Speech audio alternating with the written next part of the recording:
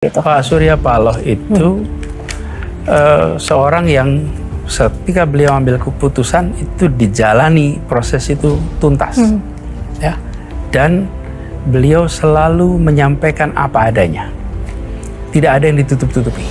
Ketika kondisinya baik disampaikan, ketika kondisinya tidak baik disampaikan, sehingga kita itu tahu persis situasi apa yang dihadapi. Dan kenapa saya hormat sekali pada perjalanan Pilpres. Habis mencalonkan Anies menjadi calon presiden, tekanan dialami Nasdem luar biasa. Metro TV ini mengalami tekanan luar biasa. Coba dicek berapa banyak iklan yang berhenti di Metro TV gara-gara proses itu. Berapa banyak sponsor-sponsor kegiatan di media group yang berkurang. Anies Baswedan mengungkapkan alasan kenapa sampai saat ini ia masih hormat kepada Surya Paloh. Meskipun Partai Nasdem yang sebelumnya mengusung Anies Baswedan di Pilgub DKI Jakarta akhirnya harus merelakan diri untuk ikut bergabung dengan Koalisi Indonesia Maju atau KIM. Anies mengatakan jika selama ini Surya Paloh telah berkorban banyak saat mencalonkan dirinya menjadi calon presiden pada tahun 2024. Lalu luar biasa itu yang dialamin.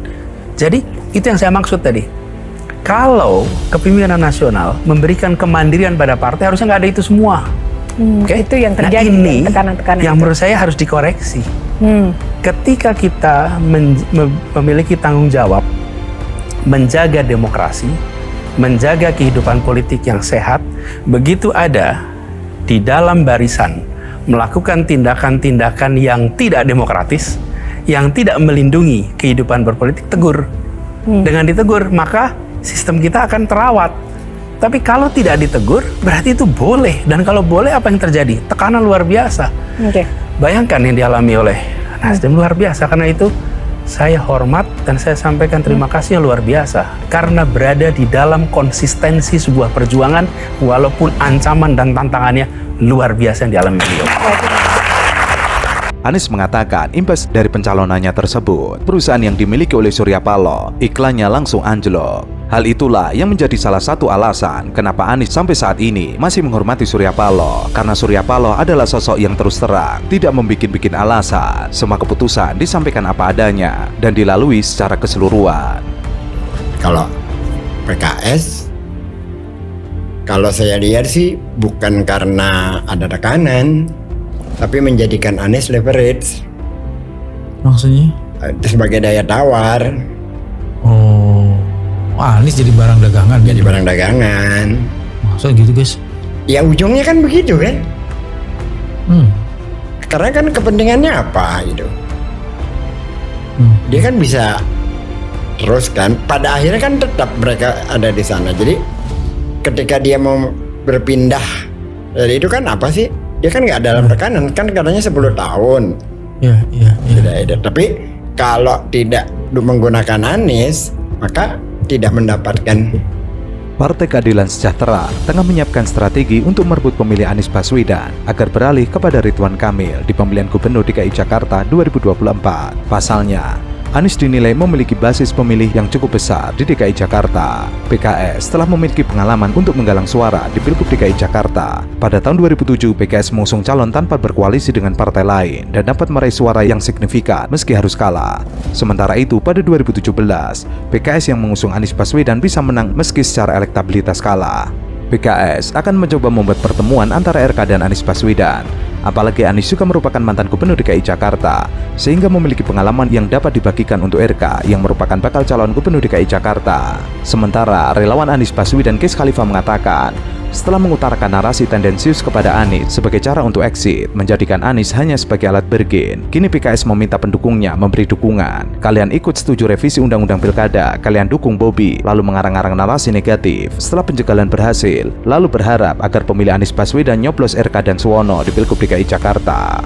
Kemudian Anda aspirasi yakin bawah. deadline itu diberikan kepada Anies? Saya yakin.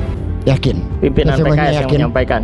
Anda percaya yakin? Pimpinan PKS yang menyampaikan. Bismillahirrahmanirrahim, kita membuka hal aja agar rakyat mengaminkan Enggak. siapa yang dilaknat. Yang menyampaikan siapa?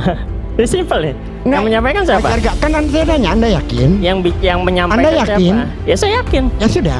Ya yakin, tapi Kalau keyakinan itu saya terhadap bohong, bahwa itu disampaikan oleh kalau pimpinan itu PKS. benar, semoga Allah melaknat saya.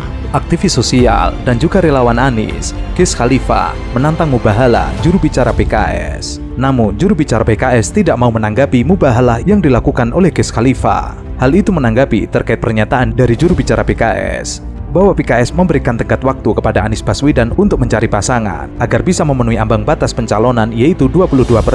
Namun sampai waktu yang telah ditentukan, PKS mengklaim bahwa Anies Baswedan tidak mampu memenuhi syarat yang diajukan oleh PKS, yaitu membawa koalisi partai lain. Ya, itu sih nggak ada hubungannya karena konteksnya bukan Keberanian saya bahwa ke Anies. Anda sebagai orang yang yakin dengan kebenaran, sebagai partai yang ingin berbuat Ya, benar, nggak nyambung, Mas. maka punya keyakinan. Nggak nyambung. Ya apa yang dikatakan? Ya nggak nyambung. Tidak tapi Anda boleh nggak ada nyambung. kebohongan. Ya Anda nggak Maka nyambung. kalau ada kebohongan di antara kita berdua, Ya maka ngapain antara kita ada berdua? konsekuensinya. Yang ngambil keputusan bukan kita Oh, berdua. ya udah, Anda berarti tidak yakin kan? Ya saya yakin. Ya keyakinan apa Kita emang? mau bahala saja. Ya ngapain mau bahala orang kita Bahala yakin. sumpahan. Iya.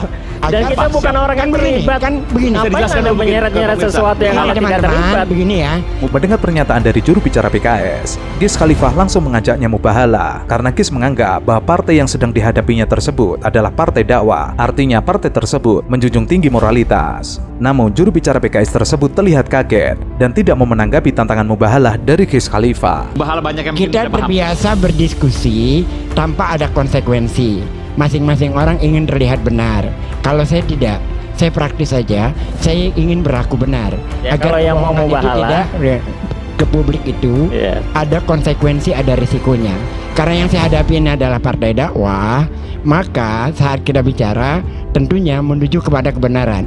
Agar kebenaran itu bisa ada konsekuensinya, apakah ada yang berbohong atau tidak yang berbohong, maka yang berbohong itu dilaknat. Saya siap kalau itu benar, maka semoga saya dilaknat Allah. Sementara itu, Rocky Gerung yang mendengar perdebatan antara Ghis Khalifa dengan juru bicara PKS mengatakan bahwa hal tersebut wajar dilakukan oleh Ghis Khalifa, mengingat partai PKS adalah menara moralitas, artinya tidak perlu saling bantah. Dengan sumpah tersebut, maka terlihat siapa yang benar dan siapa yang bohong. Mungkin Ghis gak akan setajam itu kalau dia bicara bukan dengan PKS. Kan konstruksi moralnya di situ kan. Jadi sebetulnya yang hendak diuji adalah bukan kejujuran, tapi kepastian bahwa seseorang berbohong apa tidak. Itu yang mau diuji itu. Dasarnya itu kenapa? Ya karena politik adalah ujian tentang kebohongan gitu. Dan apa yang dilakukan, Anda mengatakan apa yang dilakukan oleh Bang Ghis itu yang seharusnya. Saya nggak akan berdebat dengan Paus Franciscus soal kebenaran, dia pasti benar itu kan. Tapi dalam politik kita berdebat tentang siapa yang berbohong, bukan siapa yang benar. Caranya gimana? Ya baru kan dibuktikan tadi itu. Oke, dengan sumpah tadi. Ya karena PKS itu adalah menara moral. Maka cara untuk membuktikan ya secara moral apa? Ya bersumpah aja.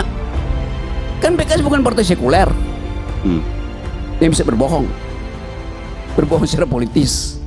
Kan itu soalnya tuh.